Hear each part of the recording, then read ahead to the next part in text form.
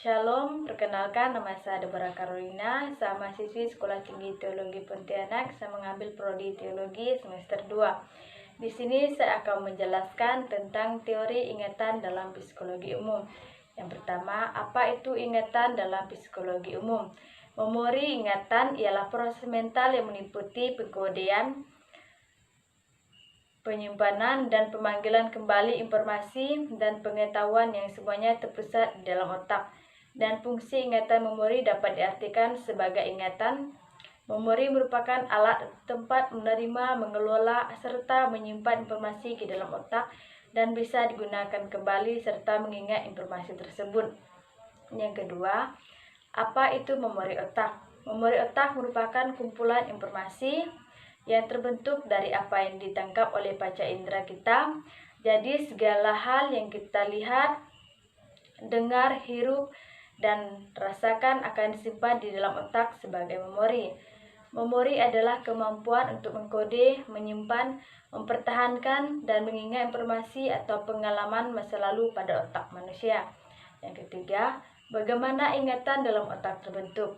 Proses terbentuknya ingatan saat ada rangsangan dari lingkungan, maka ingatan akan terbentuk melalui tahapan, yaitu tahap belajar, yaitu proses di mana informasi diterima oleh indera tubuh. Tahap retensi, yaitu proses informasi disimpan oleh otak. Yang keempat, bagaimana proses jadinya mengingat? Proses terbentuknya ingatan saat ada rangsangan dari lingkungan, maka ingatan akan terbentuk melalui tahapan, yaitu tahap belajar sebagai proses di mana informasi diterima oleh indera tubuh. Tahap retensi, yaitu proses informasi disimpan oleh otak.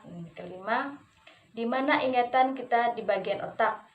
Mengenal hipokampus, bagian otak yang penting untuk menyimpan memori adalah hipokampus adalah bagian kecil di otak yang berperan penting dalam mengingat informasi baru dan menghubungkan emosi ke dalam ingatan tersebut.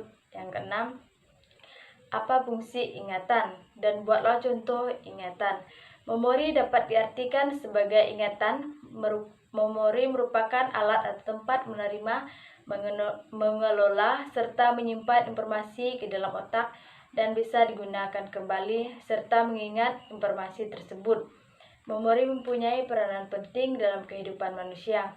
Contohnya, episodik memori adalah memori yang memuat atau berisi tentang peristiwa dalam kehidupan seseorang, baik peristiwa dalam hal yang baik juga dan hal yang buruk. Contohnya, dalam kasus ingatan selama bersekolah dulu, memori mengenai pertemuan reuni dengan teman sekolah dan masih banyak lagi lainnya. Sekian video saya ucapkan terima kasih.